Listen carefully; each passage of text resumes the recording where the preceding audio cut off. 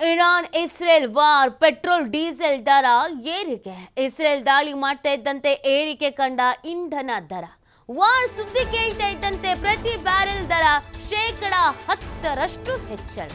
ಪ್ರಸ್ತುತ ಪ್ರತಿ ಬ್ಯಾರೆಲ್ ದರ 78 ಅಮೆರಿಕನ್ ಡಾಲರ್ ಅನ್ನ ದಾಟಿದೆ. ಕಚ್ಚಾ ತೈಲ ಬೆಲೆ ಸುದೀರ್ಘವಾಗಿ ಏರಿಕೆ ಆಗ್ತಾನೆ ಹೋದ್ರೆ ಪೆಟ್ರೋಲ್ ಡೀಸೆಲ್ ಬೆಲೆ ಹೆಚ್ಚಳ ಮಾಡಲೇಬೇಕಾದಂತ ಅನಿವಾರ್ಯ. ತೈಲ ಬೆಲೆಯಲ್ಲಿ ಇರಾನ್ ಯಾಕೆ ಪ್ರಮುಖ ಸ್ಥಾನ ವಹಿಸಿದೆ ಅನ್ನೋದನ್ನ ಈ ಸಂದರ್ಭದಲ್ಲಿ ನಾವು ತಿಳ್ಕೊಳ್ಬೇಕಾಗತ್ತೆ. ನೋಡಿ, ಪಶ್ಚಿಮ ಏಷ್ಯಾದಲ್ಲಿ ಮತ್ತೆ ಯುದ್ಧದ ಕಾರ್ಮೋಡ ಕವಿದಿದೆ. ನಮ್ಮನ್ನು ಕೆಣಕಿದ್ರೆ ಸುಮ್ಮನೆ ಬಿಡಲ್ಲ ಅಂತ ಪಣ ತೊಟ್ಟಿರುವಂತ ಇಸ್ರೇಲು ರೈಸ್ ಆಫ್ ಲಯನ್ ಹೆಸರಿನಲ್ಲಿ ಇರಾನ್ ಮೇಲೆ ಭೀಕರ ದಾಳಿ ಮಾಡಿದೆ. ಸೊ ಇದೇ ಸಂದರ್ಭದಲ್ಲಿ ಪೆಟ್ರೋಲ್ ದರ, ಡೀಸೆಲ್ ದರ ಏರಿಕೆ ಆಗ್ತಾ ಇರೋದು. ಯಾಕೆ ಏರಿಕೆ ಆಗ್ತಾ ಇದೆ ಅನ್ನೋದೊಂದು ಪ್ರಶ್ನೆ. ಇಲ್ಲಿ ಇರಾನ್ ಯಾಕೆ ಪ್ರಮುಖ ಸ್ಥಾನವನ್ನ ವಹಿಸ್ಕೊಳ್ತಾ ಇದೆ ಅನ್ನೋದು ಕೂಡ ಪ್ರಶ್ನೆ. ಅದನ್ನ ನಾವು ಗಮನಿಸ್ಬಿಡೋದಾದ್ರೆ, ಇರಾನ್ ವಿಶ್ವದ 3ನೇ ಅತಿ ದೊಡ್ಡ ತೈಲ ಉತ್ಪಾದಕ ರಾಷ್ಟ್ರ. ಆ ಕಾರಣಕ್ಕೆ ಬೆಲೆಗೇರಿಕೆ ಸಮಸ್ಯೆ ಎಲ್ಲವೂ ಕೂಡ ಉಂಟಾಗ್ತಾ ಇದೆ.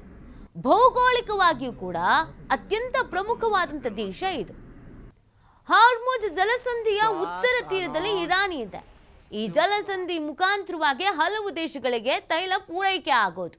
ಈಗ ಇರಾನ್ಗೆ ಕೋಪ ಬಂದು ಹಾರ್ಮುಜ್ ಜಲಸಂಧಿಯನ್ನ ಮುಚ್ಚಿದ್ರೆ ವಿಶ್ವದ ತೈಲ ಪೂರೈಕೆಯಲ್ಲಿ 20% ಸ್ಥಗಿತವಾಗುವುದಂತೂ ನಿಶ್ಚಿತ. ಒಂದು ದಿನಕ್ಕೆ 20 ಮಿಲಿಯನ್ ಬ್ಯಾರೆಲ್ ತೈಲ ಪೂರೈಕೆ ನಿಲ್ಲುತ್ತೆ. ತೈಲ ಬಂದ ಆತಂಕ ಹಿನ್ನೆಲೆಯಲ್ಲಿ ಹಿಂದೆ ಖರೀದಿಗೆ ಮುಗಿಬಿದ್ದಿದೆ ಬೇರೆ ದೇಶಗಳು. ಇರಾನ್ನಿಂದ ಅತಿ ಹೆಚ್ಚು ತೈಲ ಖರೀದಿಸುವ ದೇಶ ಅಂದ್ರೆ ಅದು ಚೀನಾ. ಯುದ್ಧದ ಕಾರ್ಮೋಡ ಆವರಿಸಿಕೊಂಡಿದೆ. ನಿರಂತರವಾಗಿ ಯುದ್ಧ ನಡೀತಾ ಇದೆ. ನಿಲ್ಲುವ ಲಕ್ಷಣ ಕಾಣಿಸ್ಕೊಳ್ತಾ ಇಲ್ಲ. ಇದರ ಸೈಡ್ ಎಫೆಕ್ಟ್ ಸಾಕಷ್ಟು ರೀತಿಯಾಗಿ ಎದುರಿಸಬೇಕಾಗತ್ತೆ ಬೇರೆ ಬೇರೆ ದೇಶಗಳು. ಅದರಲ್ಲಿ ಪೆಟ್ರೋಲ್ ಡೀಸೆಲ್ ದರ ಕೂಡ ಏರಿಕೆ ಆಗುವಂಥದ್ದು. ಈಗಾಗಲೇ ಅನೇಕ ದೇಶಗಳು ಮುಗಿಬಿದ್ದುಬಿಟ್ಟಿದೆ. ಪರಿಸ್ಥಿತಿ ಇನ್ನೂ ಜಾಸ್ತಿನೇ ಹದಗೆಡಬಹುದು. ಆ ಕಾರಣಕ್ಕಾಗಿ ನಾವು ಇದಕ್ಕೆ ಮುಂಚಿತವಾಗಿ ಪೆಟ್ರೋಲ್ ಮತ್ತು ಡೀಸೆಲನ್ನು ಖರೀದಿಸಬೇಕು ಅಂತ. ಮಧ್ಯಪ್ರಾಚ್ಯದಲ್ಲಿ ಶಾಂತಿ ನೆಲೆಯಿರುವಂಥ ಯಾವುದೇ ಲಕ್ಷಣಗಳು ಕೂಡ ಸದ್ಯಕ್ಕೆ ಕಾಣಿಸ್ತಾ ಇಲ್ಲ. ಇವತ್ತು ಸುಮ್ಮನಾಗ್ತಾರೆ, ನಾಳೆ ಸುಮ್ಮನಾಗ್ತಾರೆ ಅಂತ ಹಲವು ದೇಶಗಳು ಕಾದ್ರೂ ಪ್ರಯೋಜನ ಆಗ್ತಾ ಇಲ್ಲ. ಬದಲಾಗಿ ಇಸ್ರೇಲ್ ಮತ್ತು ಇರಾನ್ ನಡುವೆ ಬಿಕ್ಕಟ್ಟು ಮತ್ತಷ್ಟು ಬಿಗಡಾಯಿಸ್ತಾ ಇದೆ. ಉಭಯ ದೇಶಗಳ ಮಧ್ಯ ದಾಳಿಯನ್ನು ನಡೆಸಲಾಗ್ತಾ ಇದೆ.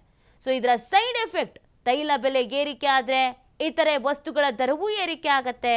ತೈಲ ಬೆಲೆ ಏರಿಕೆಯಿಂದ ಸಾರಿಗೆ ವೆಚ್ಚವೂ ಹೆಚ್ಚಾಗತ್ತೆ. ಸಾರಿಗೆ ವೆಚ್ಚ ಹೆಚ್ಚಳದಿಂದ ಸರಕು ಪೂರೈಕೆ ದರವೂ ಹೆಚ್ಚಳ ಆಗತ್ತೆ. ಸಾರಿಗೆ, ಆಹಾರ ಪದಾರ್ಥ, ಇತರ ಸರಕುಗಳು ಕೂಡ ದುಬಾರಿ ಆಗತ್ತೆ. ಯುದ್ಧ ದೀರ್ಘಕಾಲ ನಡೆದ್ರೆ ಹಣದುಬ್ಬರ ಮತ್ತಷ್ಟು ಏರಿಕೆ ಆಗತ್ತೆ. ತೈಲ ಆಮದು ದೇಶಗಳ ಆರ್ಥಿಕತೆಯ ಮೇಲೆ ಕೆಟ್ಟ ಪರಿಣಾಮ ಬೀರಲಿದೆ. ತೈಲ ಬೆಲೆ ಏರಿಕೆಯೊಂದಿಗೆ ಷೇರು ಮಾರುಕಟ್ಟೆಯು ಕೂಡ ಕುಸಿತವಾಗುವಂಥ ಸಂಭವ ಇದೆ. ಈ ಯುದ್ಧ ಇಸ್ರೇಲ್ ಮತ್ತು ಇರಾನ್ಗೆ ಮಾತ್ರ ಸೀಮಿತವಾಗಿಲ್ಲ. ಇಷ್ಟಕ್ಕೆ ಯುದ್ಧ ಮುಗಿದ್ರೆ ಎಲ್ಲ ದೇಶಗಳಿಗೂ ಒಳ್ಳೆಯದಾಗುತ್ತೆ. ಇಲ್ದಿದ್ರೆ ಇಡೀ ಪ್ರಪಂಚದ ಆರ್ಥಿಕತೆಗೆ ಅಲ್ಲೋಲ ಕಲ್ಲೋಲ ಆಗಲಿದೆ.